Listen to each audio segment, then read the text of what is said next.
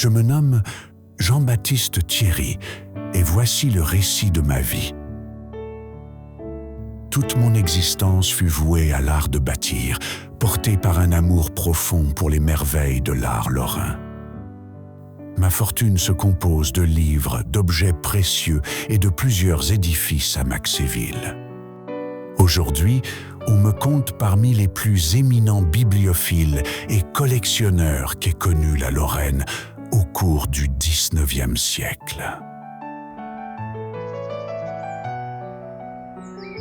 C'est au détour d'une visite à la maison hospitalière Saint-Charles, rue des Quatre-Églises à Nancy, que naquit en moi une conviction. Il fallait créer un lieu d'accueil pour les enfants malades ou en détresse.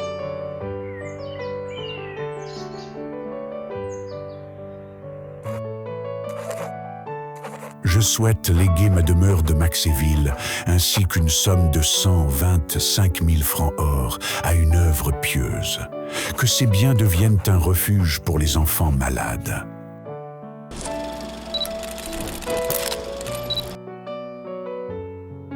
Les années ont passé, et à l'aube du XXe siècle, époque pleine d'espoir et de promesses pour les générations à venir, mon voyage terrestre prit fin.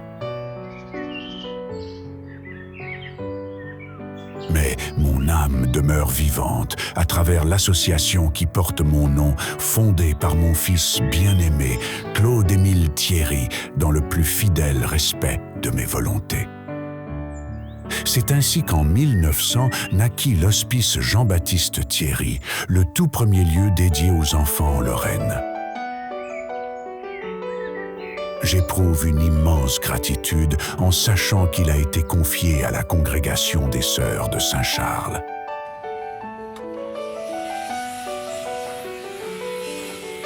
Mon cœur est empli d'admiration devant la remarquable croissance de l'association.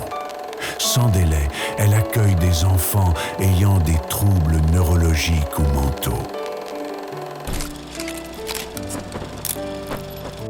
Ainsi, en 1920, un médecin neurologue est officiellement nommé pour accompagner l'œuvre. En 1937, une clinique d'une capacité de 200 lits voit le jour, dotée de procédés d'une modernité insoupçonnée à cette époque. Quelle fierté de contempler ces femmes et ces hommes faire vivre mon héritage. Ils érigent un foyer pionnier de la médecine pédiatrique, mais aussi un pilier du renouveau pédagogique. En effet, dans les années 1950, les Sœurs de Saint-Charles témoignent une fois de plus de leur volonté d'accompagner au mieux les enfants. Elles entreprennent un voyage en Belgique pour se former aux pédagogies nouvelles. En 1957, la construction d'un bâtiment scolaire transforme l'institution en centre médico-pédagogique avec 12 classes. C'est le début d'un lien fort avec l'éducation nationale. Je ressens une grande sérénité en constatant que les enfants sont désormais pleinement reconnus comme des élèves et non plus seulement comme des enfants malades. En 1976, après des décennies de dévouement, les sœurs cèdent leur place à une direction laïque. En 1988, l'association Jean-Baptiste Thierry fut officiellement déclarée en préfecture, marquant une nouvelle étape dans son développement. Entre 1993 et aujourd'hui, 10 établissements et services dédiés aux enfants et aux adultes voient le jour, chacun pensé pour répondre aux besoins spécifiques de tous.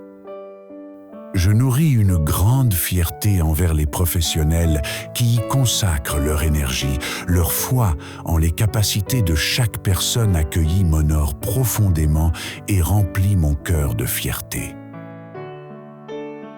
Il est même donné à cette noble institution de disposer d'un Fab Lab, un laboratoire de fabrication numérique témoignant de son ouverture aux avancées technologiques. Ce n'est pas tout. L'association poursuit cette dynamique en intégrant des pratiques novatrices telles que la cryothérapie, l'oculométrie, la recherche scientifique, la robotique et bien d'autres technologies avant-gardistes. Si j'avais su ce que deviendrait mon modeste don, j'en aurais été profondément touché. Aujourd'hui, il joue un rôle important dans l'innovation et la recherche au service des personnes en situation de handicap. Je suis ému de voir mon héritage devenir une œuvre collective engagée pour l'inclusion, la liberté de choix et l'égalité des droits.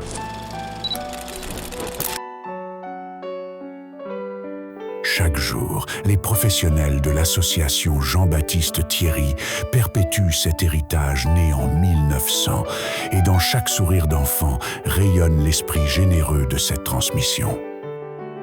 Jusqu'où iront-ils? L'avenir nous le dira. Mais une chose est sûre, le rendez-vous est pris pour les générations à venir.